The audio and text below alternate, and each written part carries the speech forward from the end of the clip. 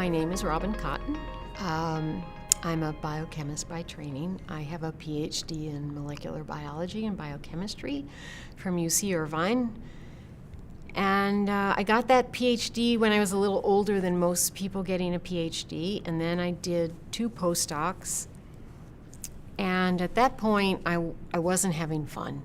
I wasn't having fun in the lab I was in. I was at NIH. I mean, it was okay, but it wasn't great. And a chemist friend of mine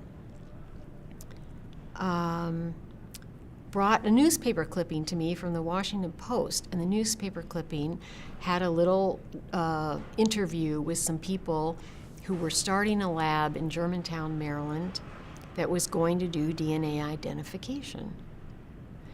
And I had been reading, because it was related to my research interests, the papers by Alec Jeffreys.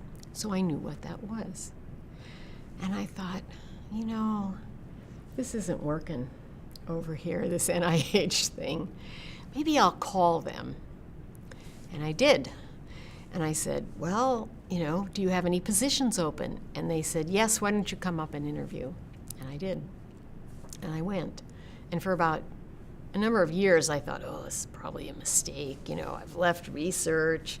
But I never quit. It was exhilarating to be able to take the science that you knew and apply it in this new vein and do something that was helpful. And I never left. I just kept going. We had a lab director who had been with ATF. He knew and taught us how to be fair, how to look at evidence, how to really consider it without considering the extenuating circumstances that you may or may not know. I had a lot of good training from the early testimony with prosecutors, because these were all big cases.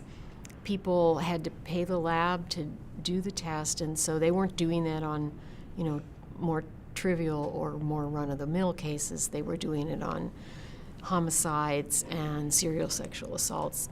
And so the prosecutors that were working those cases were also very good. They weren't new people. And so I think I, just sort of gradually got more and more adept, because I had some good coaching at being an expert witness. And you also have to, if you want to do it and you want to do it well, you can't wing it.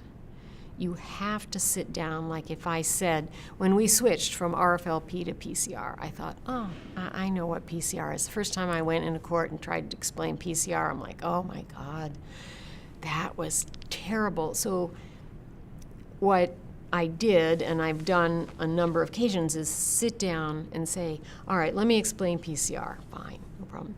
And then sit down with that language, make sure I get rid of anything that's not super important, and then take any scientific term and take it out and put a layman's word in there instead. And so you have to do that, or something to that extent, and you have to practice. So I've testified in 35 states, probably about more than 250 times. And sometimes you just go like, this is a pretty odd life skill to have. Testifying in court, that's like it. I'm a pretty good scientist, but I'm not exceptional. I'm a pretty good manager, but I'm not exceptional. I'm a pretty good teacher, but I'm not exceptional. But I'm a really good expert witness. And that seems like a very weird thing to be good at. And I'm teaching students now, and they're coming in and they're only looking at this new technology. So it's hard for them to have an appreciation of this big transition. And the thing that I think that they wouldn't realize is how difficult the court situation was in the beginning. So there were admissibility hearings, not in the occasional case, but in every case, in every state, in every case, no matter where we went early on. And it wasn't just me, it was all the people from my company, all the people from two other companies, all the people from the early labs, like the FBI lab that got started early and the Virginia State lab that got started early, every place you went was a Fry hearing. Some of them very contested, some of them would last for days. So you could not go in just to say, well, we extracted DNA and we did in this way that people now think of as let's make it simple for the jury and then just give them results.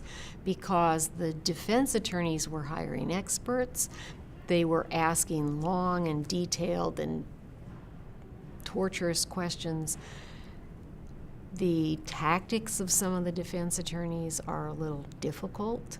You know, somebody gets up in your face and calls you a liar. This is not really a fun experience.